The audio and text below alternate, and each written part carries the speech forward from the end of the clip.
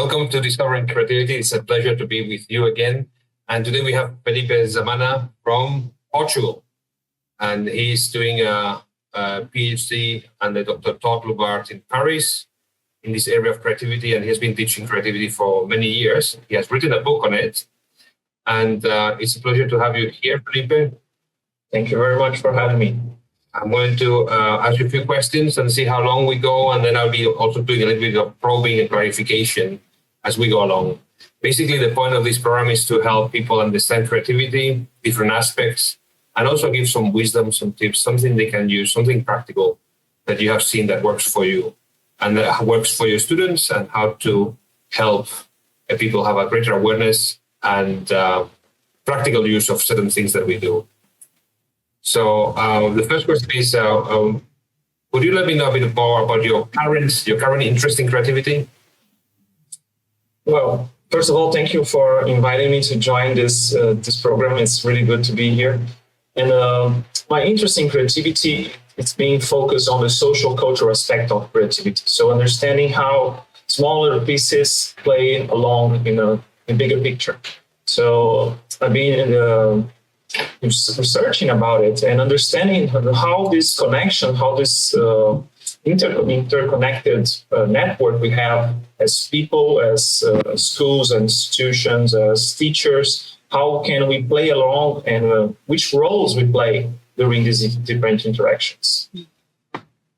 So I see that you wrote a book. Can you tell me a little bit more about what is the key question you want to answer in that book? Well, this is a good question because most people say that you need to learn about what your audience wants to read. And I basically wrote the book for me. It's something that I have thought that was interesting and I want to explore it further. So my key question back then was, I wrote my book 2 years ago. And my key question was how the concept of creativity evolved through time, and how we are seeing these different approaches evolving as we go. And I noticed that we have this shift from understanding creativity as something individual, like you are responsible for your own creativity, so you have to develop yourself.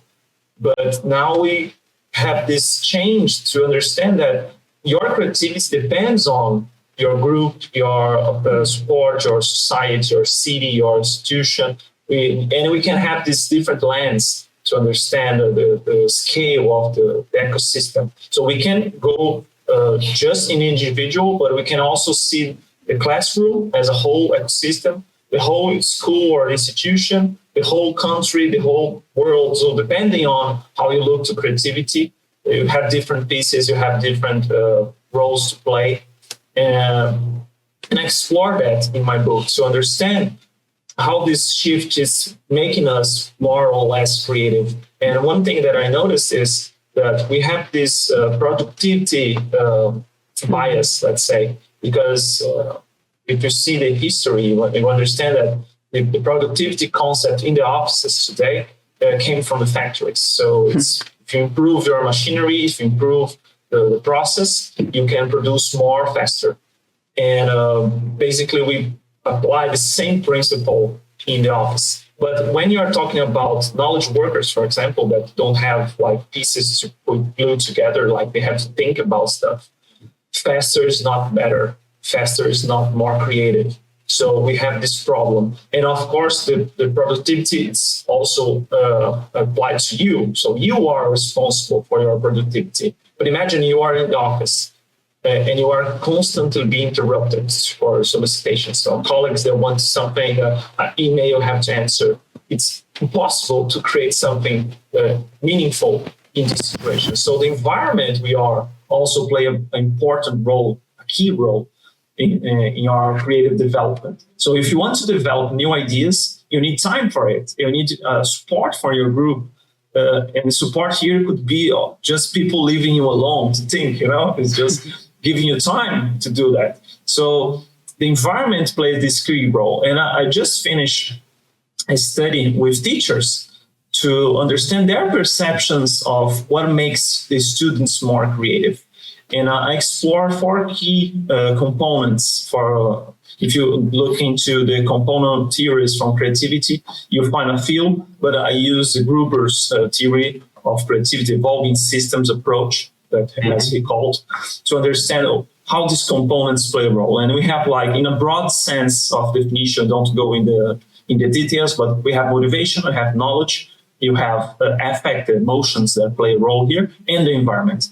And curiously, more than 50% of the teachers said that if the students want to have a better chance for a creative outcome, the key component is the environment. So having a good social environment, I mean, not just the physical environment, the social environment. So if you are not very much motivated, you don't have much knowledge, but you have a very good environment, positive environment with colleagues that support you, to push you forward, that incentive you to think differently, to accept different approaches or try different approaches. This was the key, in the opinion of these teachers, to the development of creativity. So it's very interesting to see how most of, for example, the creativity tests are focused on cognitive skills.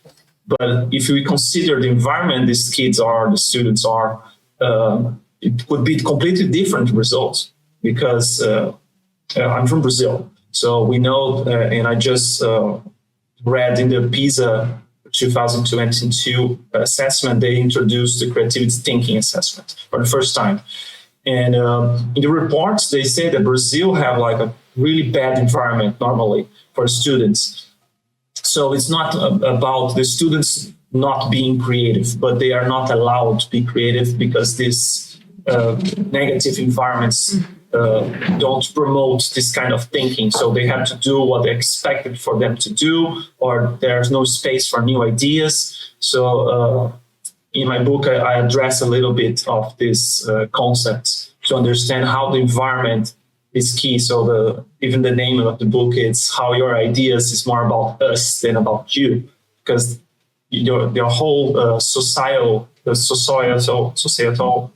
environment is key to develop creativity. Yeah, I think that's a very refreshing perspective, especially because a lot of this stuff has been written really in the United States, and there is very much of a bias towards individualism. And so it's so interesting to see that. I just wanted to comment a little bit on that, doing a bit of like opera, commenting on the stuff, which is that, in fact, schools could well be a place for creativity, but the whole thing is also the structure of what we want to teach and how we want to teach. What are the expectations? So if you ask students to come up with very creative ideas, how are you going to assess them? And if I can tell the students to remember some things, memory is easier to assess than creative output. So that has a systemic implication that the education system, they're not clever enough people to think about this. So, I mean, one of the easy solutions would be to have classes where creative work is appreciated, but you don't have to have an A. You have pass or fail. You did something that is not creative because it has been done before. You copied from your neighbor. That's fail. But you try to do something that didn't work, but it's still creative. You have your pass, but you tried. But last thing I wanted to say is that as I was teaching creativity and I teach creative thinking tools, I got my students to think about what are the important factors in developing your creative thinking. And most of them, they said that the emotional and social side is more important than the cognitive. Yeah. And I thought that because it was unanimous, everybody agreed on that. And I thought this is a very interesting aspect. But okay, going back to the questions that I want to ask you, in your past experiences, because I saw in your book that you look into different periods of time and different methodologies. You mentioned De Bono, and also you mentioned creative problem solving and design thinking at different times. in your past experience, what is the most useful methodology for problem solving that you have found? Well, I can be a little bit biased to answer this because my bachelor was in graphic design, so we use design thinking all the time. So, but I think it's not a question of which one is best, but which one is best for you. Because I just read a study from I can't remember his name, but he's from Cambridge. But he made a impressive work on thinking. So he compared, for example, entrepreneurial thinking, design thinking, system thinking, and another one I forgot the name. And he saw that there are several similarities among these different ways of thinking, and you can go into one or more than the other, or another one, but you have this, depending on your background, probably, you have this preferable approach to thinking. So it's, the problem solving is not, I know there is several methodologies to do it, but for my students, I always defend the idea of you can start with one of these methodologies that you like, it makes sense for you. But with time, you're going to develop your own methodology. You'll find ways that you like to think, or you are more comfortable in thinking or doing this kind of steps or process, or you don't have a process at all. It's okay, But I think that the final goal for creativity is developing your own way. You don't follow anyone specifically. But like I said, I think any methodology could be a great start when you are a student or when you are starting in a different field, for example. And with time, you're going to develop your own, depending on the situations you have to face or the influences you have. So I think this is a great way to think about, like, have your own process with time, but don't rush it into it, because we know that this methodology was used several times for several people. So they are like kind of tests. So, they work somehow. So it's a reliable way to start, and then you develop your own. Mm-hmm. Yeah, in my experience, I found something similar. At the same time, I also found that some systems, they have the pros and cons, the strong points. Exactly. Like, for instance, design thinking has a very strong research component to it, data gathering that creative problem solving does not have necessarily. And the tension between what you know and what is important, what you discover, and what you need to come up with to meet a need, that's part of the clarification process, which creative problem solver professionals, they do in terms of questioning. And I think design thinking does it in terms of data gathering. But I mean, that's only my simple perspective to these two things. But I guess where you're coming from, and I think that the moment you become more of an expert, then you try to modify things to things that not only that work for you, but also you have to modify it to the people you work with. Exactly. Or for the project you are working on, because sometimes that particular project don't make sense adopting this particular methodology. So you have to contextualize everything. Exactly. Okay. Otherwise, we get stuck in the tool and not in what you want to accomplish. Yes. So you are trying to fit any outcome in this process, but sometimes it don't fit. You have to have a different approach. We need a different approach. So you don't get stuck in the tool because you are too comfortable using that particular tool in that particular order. So Yes. you have to adapt. You have to understand what is happening in your surroundings and what the project needs. Sometimes you have to learn a new thing to achieve the specific result you want. So you need to learn something in the way. So I think this could be more interesting approach. Like you have something that's like a baseline for you, but then you adapt as you go, so depending on the results you want. Yeah, and another thing about design thinking that I appreciate tremendously, and it doesn't get enough credit, is this whole thing about prototyping. Because prototyping is trying things out to learn from the experience. So the moment you have a viable, workable solution, you go out there and try it out with people and then see what they really say about it, whether they see themselves paying for it or not.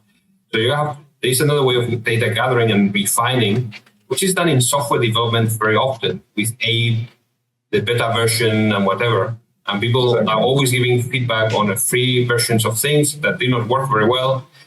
So they're getting to refine stuff, real life, real time. Anyway, so I wanted to ask you about your experience with AI. What do you think are the benefits of AI to enhance creativity? Well, I see AI as a tool. So I think this is the first thing I need to clarify. So for me, it's just a tool as any other.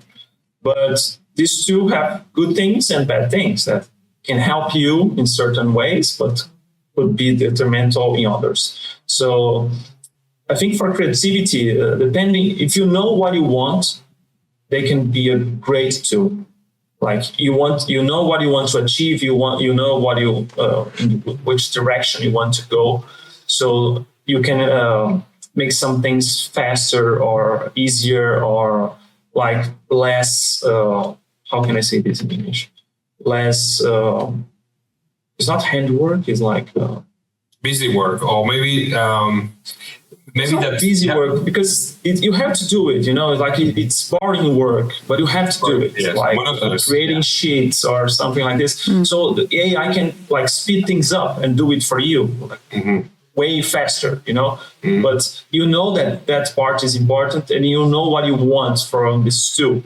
So it's so I think it's a very good companion to work with, but only in these kind of situations. But if you want to like a completely new idea, or you're looking for something that you don't even know what it is, I don't know if AI will be your best friend here, because he can hallucinate, or he or she. Let's say, giving genders here, but it's just a tool. You can expect it to give the answers for you. I probably think Ron Beghetto, creativity researcher, and he developed several AI bots, but I think was one of them is interesting. I don't remember the name, but in his website it's free. You can go there and use it. And one, he just it only give you questions. So I'm trying to develop this project. I want to do this. I want to do that. And the AI only gives you back questions. So I think it's brilliant because you have to think about it. It's not answers that are given for you. So I think it's understanding this relationship with new technologies. For example, a few years ago, for a smartphone in the classroom was the worst nightmare for a teacher. Today is like basic; everyone uses it. So I think the same fate we have with AI. With time, it will just be another thing we use for daily tasks. So I don't think. If you know what you want to do, I don't think AI will help you further, can help you further. But if you don't know what it is, or you are in the first stages of your project or of your idea, AI maybe is not the best tool to use. Okay, well, I wanted to join the conversation and also introduce myself. My name is Claudia Castillo. I'm here in Mexico. So Héctor, Felipe, thank you for being here in Dragon Stereo. And well, thank you, Héctor, for allowing us to have this community together. And I didn't want to interrupt the conversation. Everything is very interested, but I want to ask you something. Well, I want to read a quote that I read from you, and I want you to share a little bit, if you want to share a little bit of more, the information of this quote. It says, because I think it's very interesting, we are in the age of creative economy. Creating has become a lifestyle. Can you share a little bit of all this research that you have made about this creative economy? Yeah, I have a very good friend who started this generation approach to creativity, and I think it was very interesting. And he's an expert in creativity, creative economy, and I built up on his ideas. And I think it's interesting to see how today we want everything to be personalized. So we want something that look like you, like reflect your personality, or have the colors you like. So we are adapting a little bit this kind of formats for mainstream. So you can, like, it's not that hard today to go in a specific brand and say, oh, I want this kind of product, but this way, and they can make it. So, but you also have this kind of craftsmanship of approach to things. So you can do your own things. So you have this do it yourself movement, you have the maker space, and you have this Fab Labs, that it's a place that you can go and use tools to create whatever you want. So it's promoting this kind of, you can do it yourself if it don't exist. And I think it's a good thing, of course, but once more, I think we need to be aware that we can lose this view, this perspective, this point of view of what I want to achieve with that. It's just creating something to make my life more comfortable, or like something that it's pretty. I don't know, but we need to understand as a group. I'm not saying about individually, but as a group. Are you creating just more garbage, let's say, we're generating more residues or more trash, or creating stuff that we don't really need? Or we are actually promoting this kind of thinking in people, like you can create things, you can empower people somehow. And I think it is great. But like I said, we need to put this in context. Depending on the context you put it, could be a good thing or could be a bad thing. So my goal in the book was to raise awareness of these aspects, because people are so, creating things is so great, it's so cool. But wait, let's think about it a little further, So that's why I make this statement. We are so eager to create that we forget why we are creating. Yeah, I think it's very important that you say that, because probably with young people or students, they are very used to create content in TikTok, Instagram, all this social media. They can create very good videos where they can create content, but they are not creative in the thinking or in the process. So how can you make the difference between creating content and creative thinking? Because probably as we have all the tools to create and create and create, but we are not doing the process of creative thinking.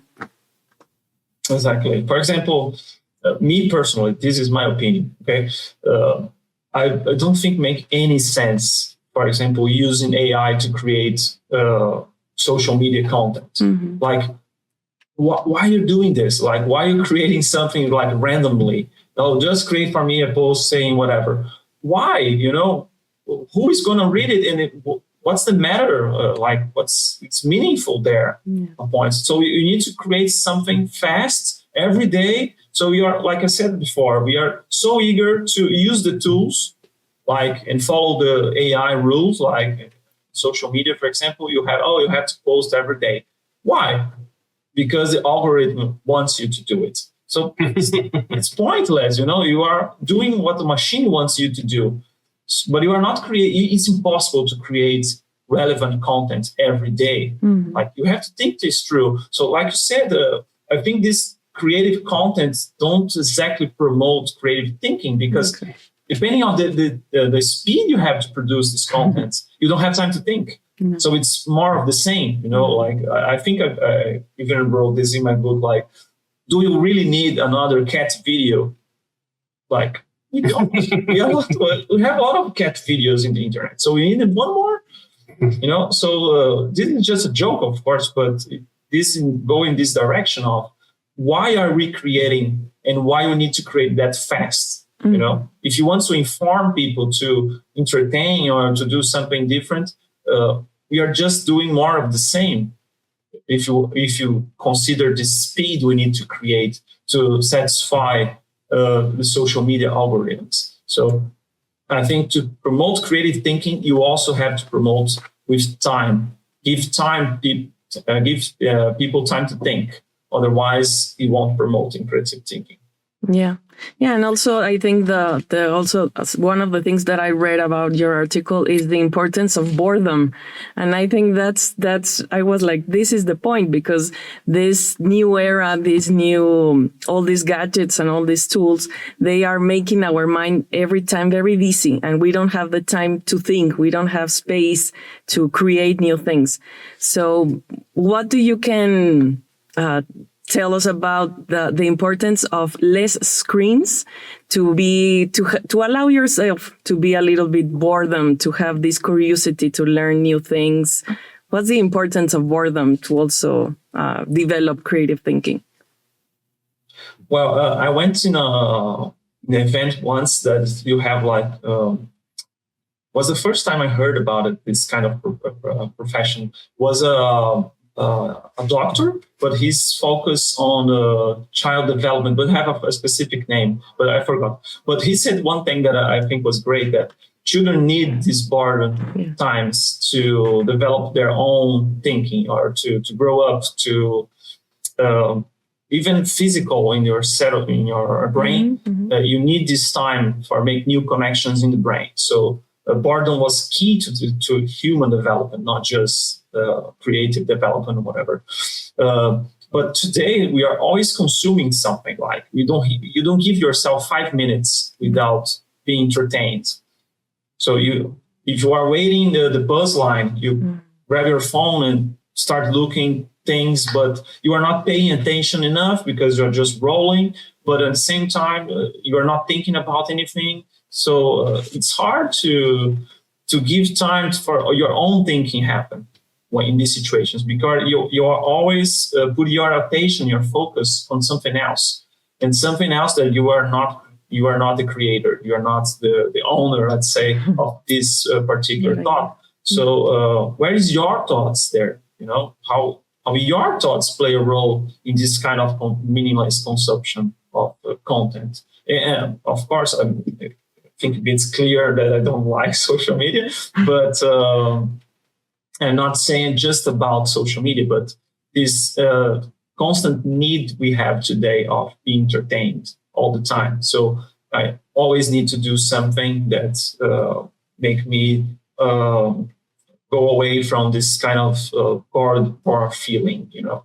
So I need to consume, I need to pay attention to other things, I need to distract myself until something good happens. But we are losing a lot of don't giving this time to think.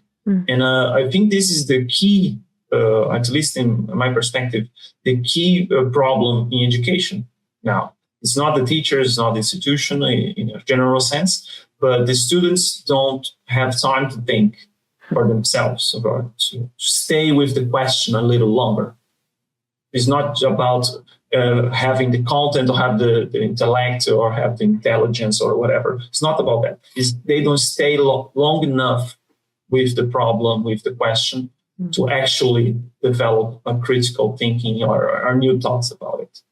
Well, it has to do with also agency. To what extent we are responding to a reality or reacting to it. If education is only about reacting, then we're getting it wrong. We give time to people, then we get them to respond.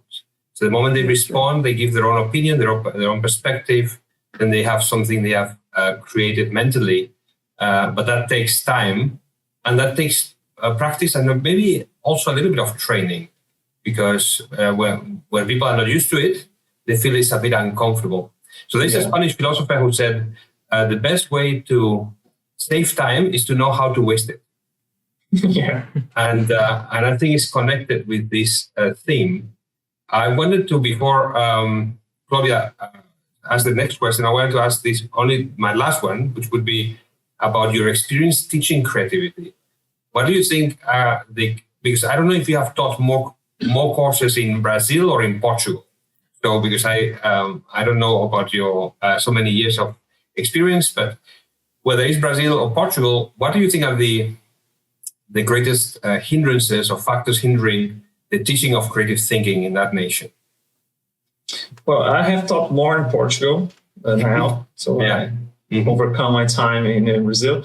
But I think it was the same problem, let's say, or the same issues, not exactly a problem, but an issue that students want to get over whatever fast they can. So they don't want to spend time in anything. But what's funny because normally the other teachers have like a final answer, a final correct answer for them. And I didn't because like I said, I came from graphic design and we don't have the answers. We don't know. We have to test it. We have to make prototypes. We have to ask people. And their faces when they come to me and ask, okay, but what's the final result you want? And I said, I don't know. I don't have a clue what's going to be your final project. You have to discover it. Go try it out. And they don't know what to do. It was so funny to see their faces like, what am I going to do now? And I said, try it. Let's figure it out. But I always gave them this flexibility.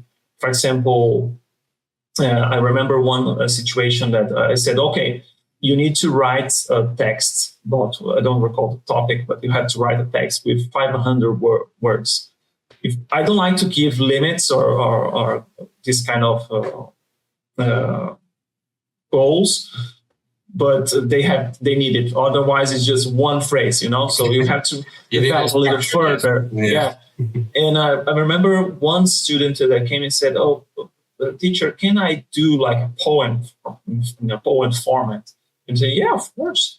And I bet she wrote way more in a poem form than in a text form, like I asked. So you need to understand what that particular student needs and how there is their best way to communicate, to transmit their own knowledge or their own perspectives and emotions in the work. So, and I know several teachers that said, no, you have to do this way. Okay. This is the format I asked you. This is the way you have to do it. And for me, it was like, no, if you think the poem is the best way to do it. Let's see. And I don't really care as a teacher for the final results because I'm always talking with them during the process. So I'm more attentive to their process, how they are facing these issues. Sometimes the students in the end don't even have a project. Like, I tried several things, none worked. But for me, it was like, great. You don't need to always have a final product because in the process, their student learn way more than the other one, the next the tables beside him. That have a final product, because they tried several things out, they discover a lot of things, they learn a lot of things that I was probably not capable of teaching them or everything, because they are curious to discover how to do it. Mm-hmm. But in the end, it didn't work, but that's okay, Not everything we do worked every time. So I think the school and this classroom environment is a safe place to be wrong, So you don't need to be right all the time. And it's best for the students to be wrong in the classroom than after school or after college, in the workforce, in the workplace. That with probably the people there won't be that kind with them if they are wrong. So I prefer them to be wrong in the classroom. So I always give them this space to be wrong. To test things, and if don't work out, didn't, no problem. And this counterintuitive thing of creativity is the ability to learn from your own mistakes. Exactly. So it's very important to be wrong, to be able to be wrong, not just be wrong, but be able to. Yeah, that's true. And also one of my last questions would be talking about this. Probably we are talking about how to to be our own creative leader in our projects or in our ideas. But I also heard a podcast that one I don't know the name of the organization, sorry, but you were talking about how to be a creative leader. What's the difference between just being a leader, well, just not being a leader, but what's the difference between that and being a creative leader? Can you share with us a little bit, and how can we develop that abilities or that creative thinking, how to structure our abilities to do that? Well, I think that the creative leader is maybe go a little away from the image of a leader we have, because in my experience, in the leaders I had contact with, they not always are the most knowledgeable person. Yeah. Like, they don't know exactly what you're doing or what you do in your professional, but they know how to drive people forward. They know how to read people and what they need to do the best work that they possibly can. And of course, they always give meaning for your work. So I'm doing something, but in my head, I don't know all the details, all the parts.